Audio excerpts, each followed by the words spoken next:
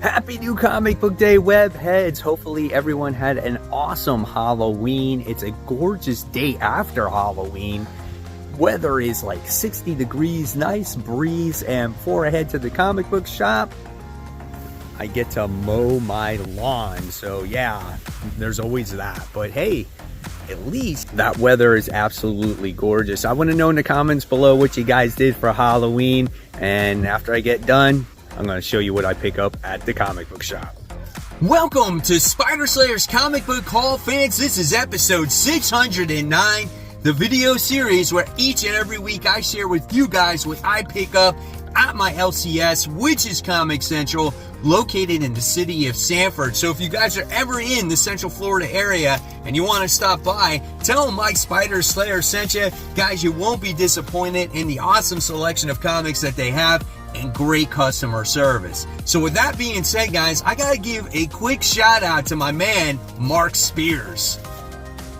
Famous cover artist Mark Spears, who has done Spawn and created his own Series 1 and Series 2 monster cards, is back at it again. He now has his own monster series getting ready to be released. Guys, go on to Kickstarter, save the project. You'll be notified when the project is released. It's going to have some awesome variant covers that you will be very familiar with. It's 8 issues. Again, it is done by superstar cover artist Mark Spears. So go on to Kickstarter and back it today. All right, I'm back. So behind me, you notice I got this pretty awesome short box with Spider-Gwen on there. David Nakayama artwork on one side, and then we got this other cover art, or I guess art on the other side. It looks absolutely awesome. I got one Spider-Man short box that's just a plain comic book box. So I'm like, yep, all the Spider-Man books are going to go in this bad boy right here. So I was like, this one really pops, really like this one. So super excited to add it to my short box collection, I guess you can say that. All right, mysterious black bag time. Here we go. All right, inside are the comics. I can tell you, man, there is some foil fun this week, and I didn't even get all the foils. There is just a lot of foil covers coming out these days. So I'm just curious in the comments below, how many of you guys are buying these foil variants? Here is the stack of comic books. Let's talk about them, shall we? All right, so here we go. Got to be very careful with this, the way I hold them. All right, first thing I wound up getting is, we're going to show it to you, a foil comic. There we go, that's the right side. This is the Superman anniversary issue of the Reign of Superman or something like that. Just a badass cover for me. Obviously, this has other stories that have to do with the Superman characters on there, which I think is pretty cool. I think I paid like $10 for this book. I don't know, something weird like that. Nevertheless, pretty badass. And then we got a book that was actually delayed. That's the Sensational She-Hulk issue 1, the foil cover, Adam Hughes. Gorgeous cover, man. I love the way this one is made, how she is actually on the raft, and she's so large that she has to use 3 separate rafts. And I just love the water and how, like, the trade dress is, like, you know, wavy with the waves of the water. Whatever I said there. But it's just a cool cover. And then I wound up getting this Spider-Boy issue 1 variant. I thought this one was really nice as well. Pretty cool foil action going there. This one was $11. The She-Hulk one was $10. So, yeah, not bad. I mean, yes, you're going to pay a premium for these, but some of these look cool. And there's other ones that I passed up, like the Supergirl one, and I think there was like the Catwoman one, where I just got, I think, normal cover of the Catwoman. All right, then the next thing I wound up getting is this New Mutants issue 86. This is it an Eric Larson cover? It says McFarlane. I don't even know who did this cover. I gotta look at it. It says Liefeld after Ditko McFarlane. So did McFarlane and Liefeld did this cover? I don't even know. The original reason why I bought it was because it just had a cool cover and Vulture was on it, and it had from the pages of Spider-Man, the Vulture roars. So that's the only reason why I bought it. I should say source. 15 bucks. I don't know if I overpaid for that, but I just thought it was cool. All right, let's go on to a free book that I got. So with a purchase of a comic at my shop, I know Volt was giving away this comic. It's called Unnatural Order. This is issue 1. Have no idea what it's about, but again, it was absolutely for free. Volt wanted readers to try out some of their new issue 1s, and I guess this is one of them.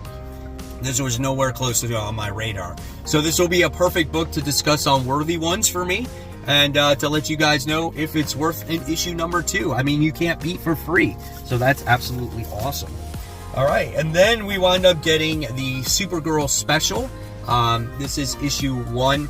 Will Jack variant, absolutely gorgeous. I thought this one would look better in a normal cover instead of the foil. I think this one just really pops. I love the colors, really soft artwork in here. I figured if I was going to buy this book, it was probably going to be at least have a nice cover for it. I don't know about the story here. It just looks like it's a story about Kara, who is actually just trying to fit in, and where does she fit in, like, with the whole Superman family. I'm telling you, we read this story just recently with Superboy, so now we have her involved. So I don't know, we'll see. So hopefully I'll have time to read this one to talk about it on Worthy Ones. And then here is another cover that was a foil this week, and this one was the Batman, Catwoman, the Gotham War, Scorched Earth issue 1. This is the conclusion to the whole Gotham War storyline. This cover is gorgeous, and again, I still feel like this is better than a foil. It just really pops. You get to really see all the details of the character here, facial expression, wrinkles in the suit and everything. I know we love our foils, but man, this is a really pretty normal cover. All right, and now we go on to, I think, the normal comics here. We got Batman, Catwoman, the Gotham War, Scorched Earth, issue 1, the main cover here. Again, like I said earlier, this is the conclusion to the actual series.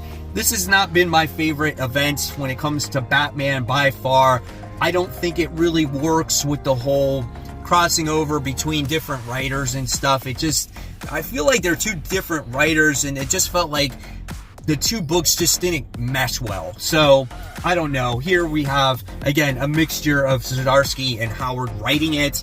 So that's why it might feel a little bit disjointed to readers. But, you know, it'll be good to go and move on to a different story with Batman. And now it looks like he's going to be dealing with the Joker in the newest story arc. So I'm definitely looking forward to that. All right. Then we have The Sacrificers, issue 4. Freaking awesome book. Love this book from Rick Remender about these kids that were selected to go somewhere else. And they're called the Sacrificers because the parents sacrificed the child.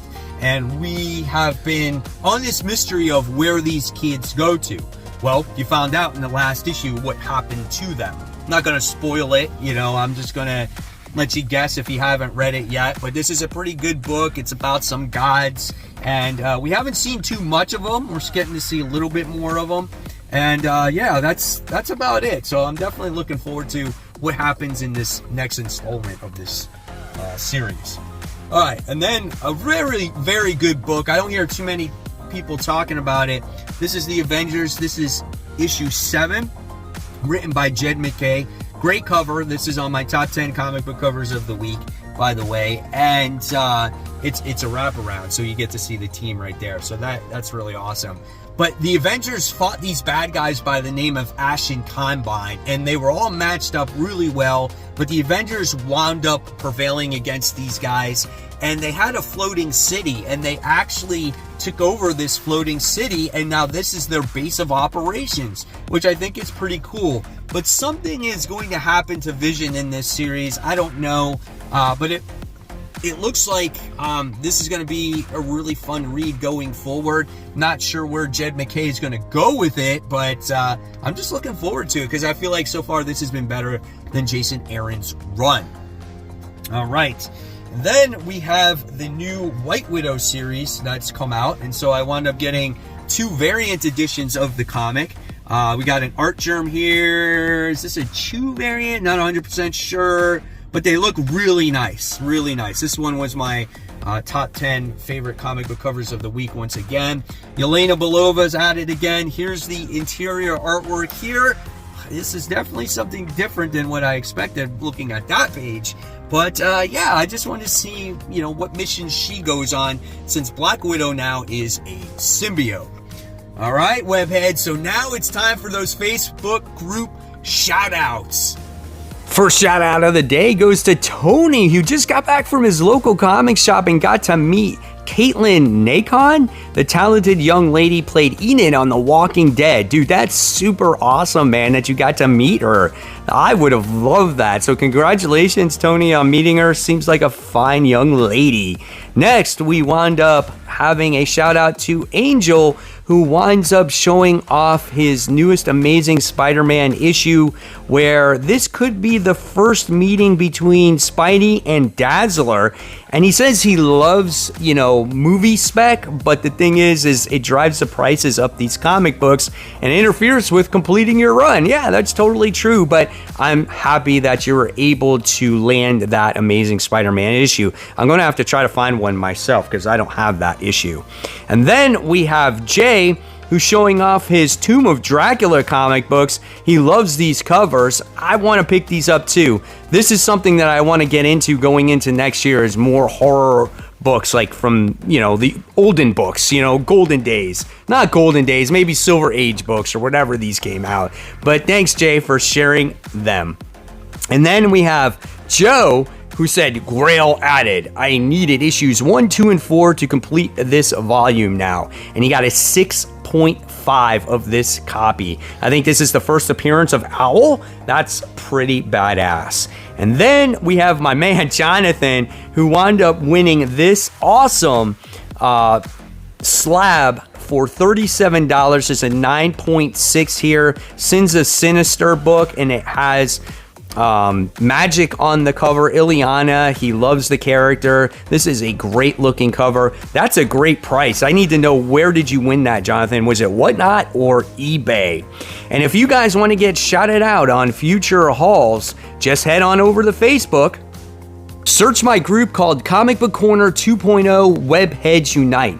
Answer the questions, followed by the community guidelines, and then I will approve you, and you will have access to this wonderful comic book community where we discuss anything and everything that comes to comic books, whether it's your CGC grades, your comic book hauls, movies, stories, just old comic books. It's just a lot of fun. And you know what, guys? You never know when you could get shouted out on future comic book hauls.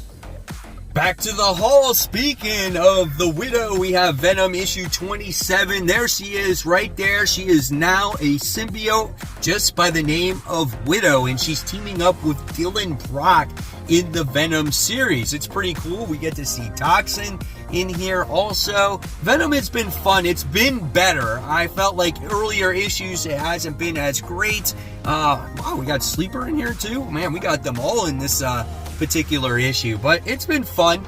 Very dark book right now too, so yeah, check it out if you haven't so far. Venom issue 27.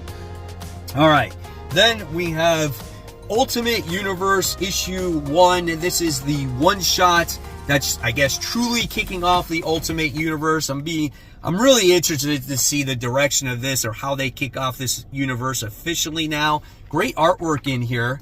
Just looking at it for the very first time. There's Thor, I guess.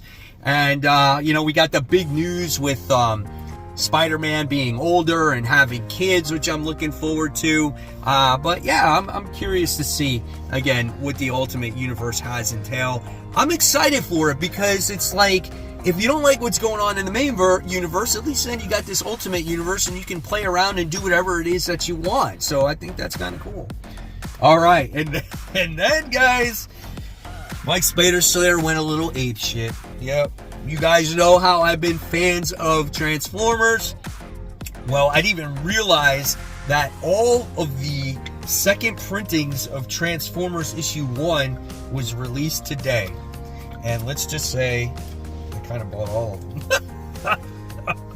Yep, I bought every single reprint of issue 1. So we're going to look at these real quick. So we got the Bumblebee Who's Destroyed variant, or second print, which I think is awesome, right? I'm anxious to see Cliff Jumper because he was my favorite like mini Autobot because I loved his wise ass attitude and he wasn't afraid to go into battle, and he's going to be in this series. Then I got this one. You gotta have this one if you're a Soundwave fan. Like, look at that shit. Yeah, you got Starscream in there, but take him out. Soundwave ejecting Laserbeak, Rumble right there. Freaking awesome looking cover right there. Probably one of my favorite covers to be released from that Transformers issue 1. Then we got the other side of it. We got the Optimus Prime with his Autobots. We got RC and Wheeljack and Ratchet. My boy, Cliff Jumper right there. So that's pretty cool. Explosions in the background. And then you got these very simplistic covers right here. You got the one with the logo in the back, the symbol with Optimus on there. So it's cool. And then we got the one with Starscream. That's awesome. I really like this one too. I wish they did have a Soundwave one also with that. But that was cool. So I was like, all right, we're buying all the second prints. All right, and then we got Spider-Boy issue 1. It's finally released from Dan Slott. Mark Bagley does the artwork here. I guess we're going to get the secrets of Spider-Boy, his ins and outs, where he came from. I guess maybe the inner workings of him and Spidey's relationship. Yeah, I'm definitely looking forward to this. This is, you know, I know we have a lot of Spider characters, but if a character is written right, you can write 1,000 Spider characters. You know, as long as it's an interesting story to me, right? All right.